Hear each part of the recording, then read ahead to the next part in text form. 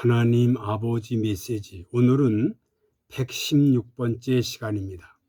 사사의 9장 1절로 21절의 말씀을 중심해서 지역 감정, 정치 공작은 마귀 역사다라는 주제를 가지고 하나님 말씀을 상고하면서 같이 은혜를 받겠습니다.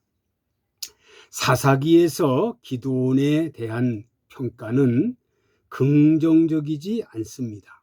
그는 성공 이후로 관리하지 못했습니다. 기드온 용사와 300명 미디안 전쟁과 승리하고 나서 관리를 못했다는 거죠. 기드온은 감정 조절을 못했습니다. 그리고 약자를 무시했고 돈에 눈이 어두웠고 여자 문제, 권력, 자식 등 그 인간의 상리적으로 약한 부분에서 여지없이 무너지고 넘어지고 말았습니다. 그의 실패는 개인에게서 끝나지 않고 유전이 됐습니다. 참 비극이죠. 8장 32절 기드온이 죽은 다음에 후에 그가 남긴 좋지 못한 영향이 어떤 식으로 드러나는지 몇 가지를 살펴보면서 같이 말씀을 상고해 보겠습니다.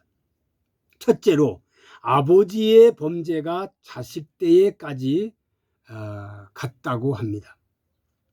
기드온은 처첩을 여럿 거느리고 아들만도 70명이나 두었습니다.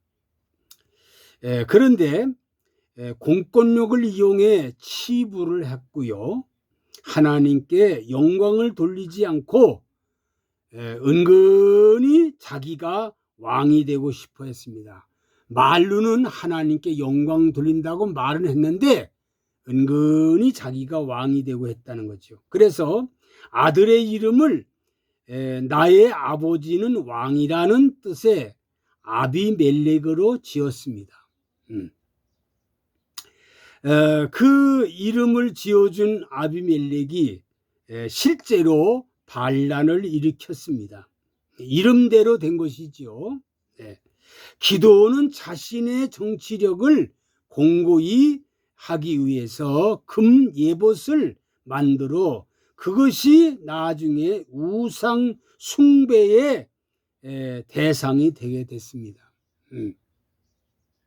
제사장이 있는, 왕이 있는 금 예봇을 만들었다. 그것이 우상 숭배의 대상이 됐습니다. 하나님께서는 정말 옛날이나 오늘 우리들에게나 주신 뛰어난 그 재력, 우리에게 주신 학력, 우리에게 주신 갖가지 은사, 그리고 가문, 이런 것들을 하나님께 영광 돌리는 계기를 삼아야지 이것이 올무가 되게 해서는 안 된다는 사실입니다. 그런데 기드온은 그것을 올무가 됐고 자식에게 그대로 그것을 물려주고 말았습니다.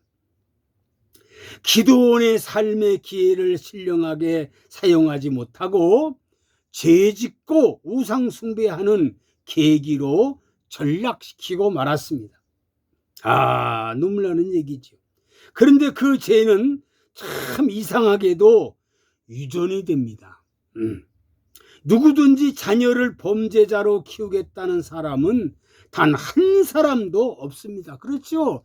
자식 잘 되기를 바라는 사람은 부모 마음이 다 똑같습니다. 그런데 믿음의 자녀에게 가정에서도 가끔 아말렉, 이 아비멜렉 같은 범죄자가 나온다는 사실입니다.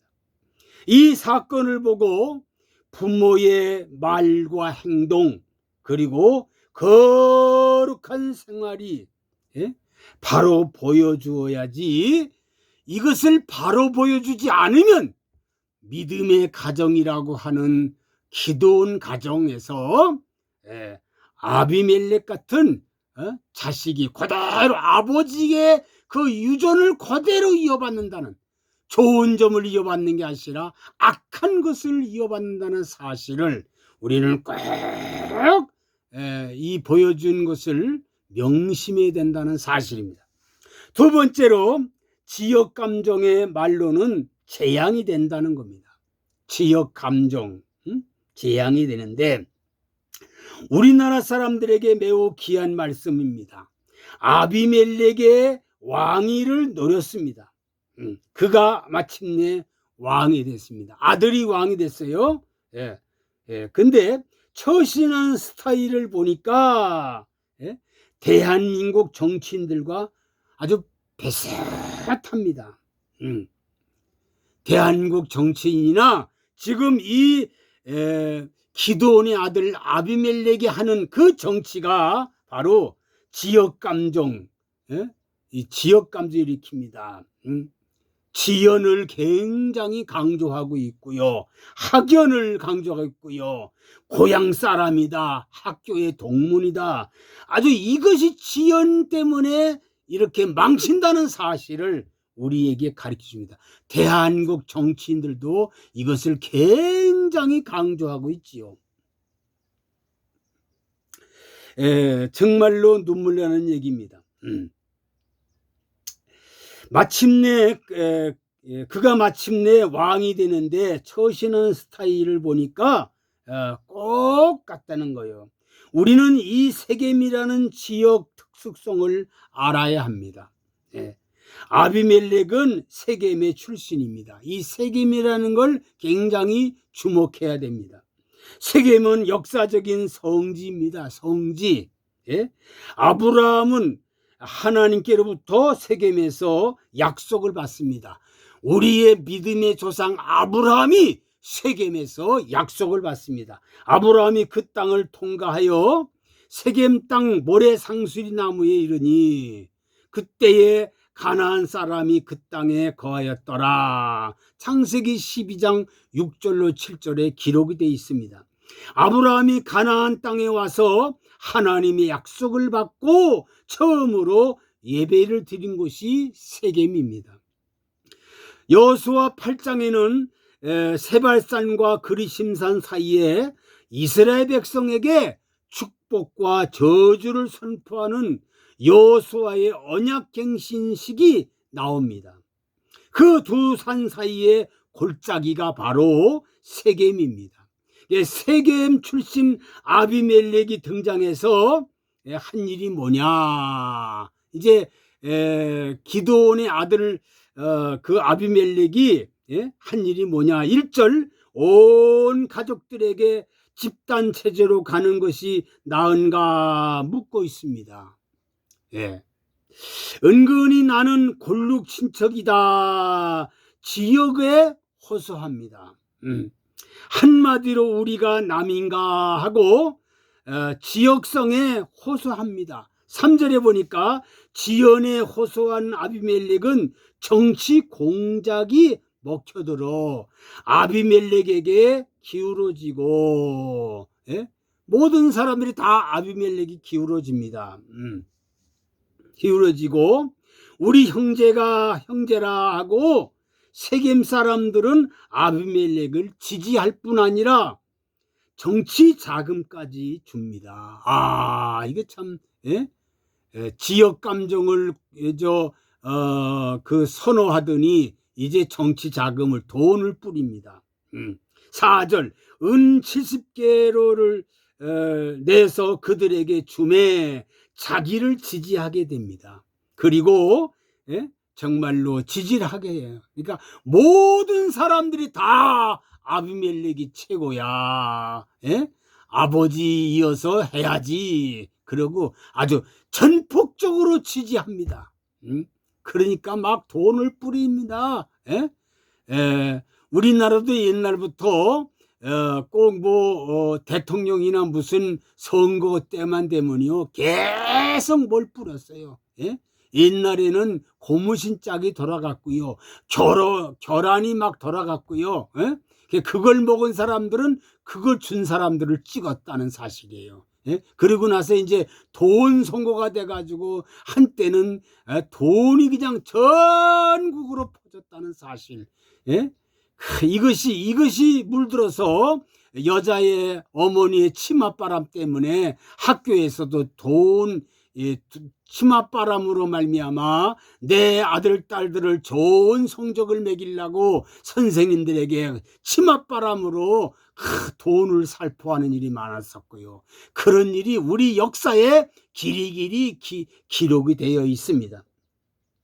그런데 정말로 이렇게 공작 정치를 하고 돈 정치를 하던 이 사람이 문제가 뭐냐?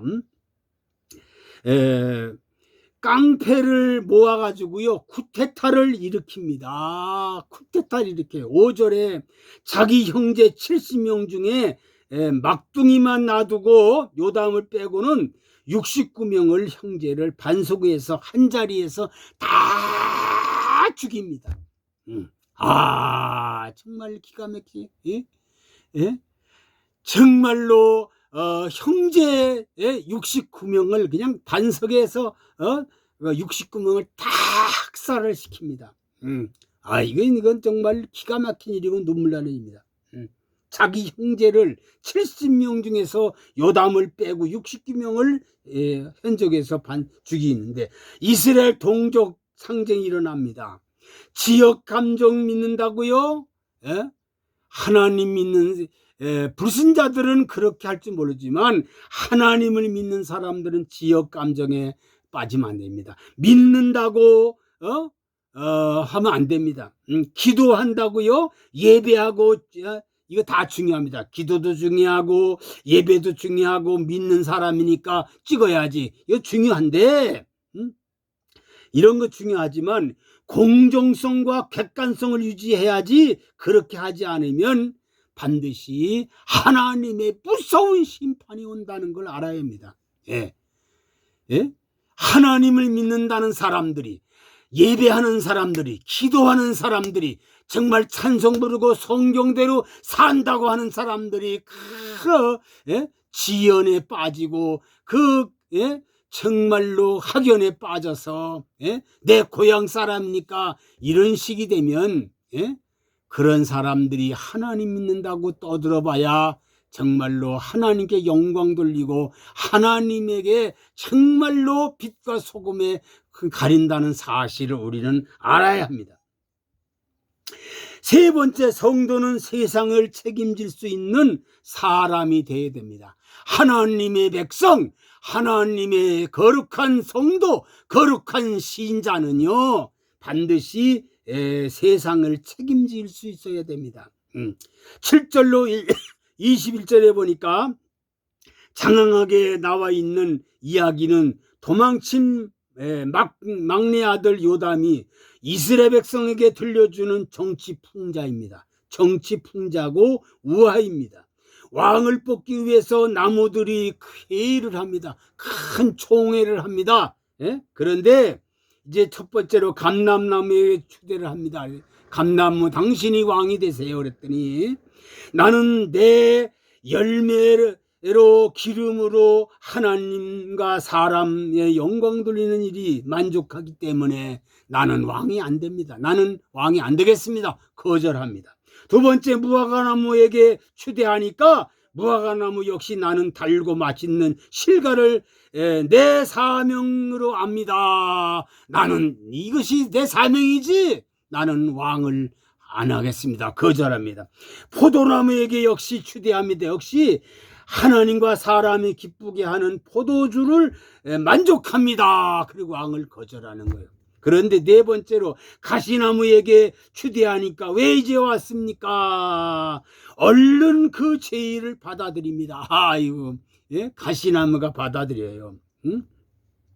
15절 한마디로 너희들 까불면 죽인다 이렇게 공갈치면서 왕이 됩니다. 가시나무가 왕이 돼요. 요담의 비유 귀중한 교훈입니다. 가시나무가 설치게 해서는 안 된다는 거지요. 이렇게 수수방관해서는 안 된다는 겁니다. 정말 그렇다고 우리가 가시나무가 되라는 것은 아닙니다.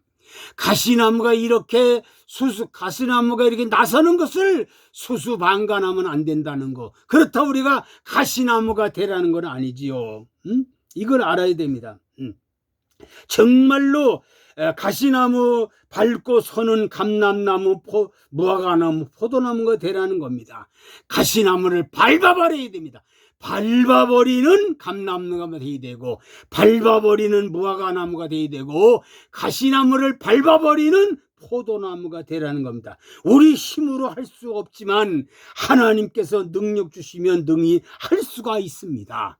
할 수가 있어요. 예? 누가복음 10장 19절 보니까 내가 너희에게 뱀과 전갈을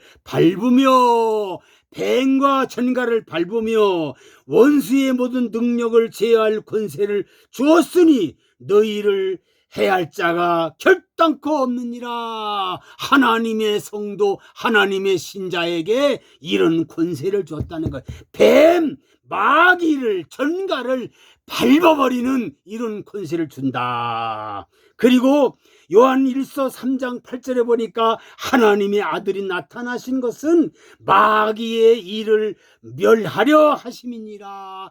하나님의 아들로 나타난 것은 마귀의 일을 멸하려고 하심이라고 성경 우리에게 가르쳐 줍니다.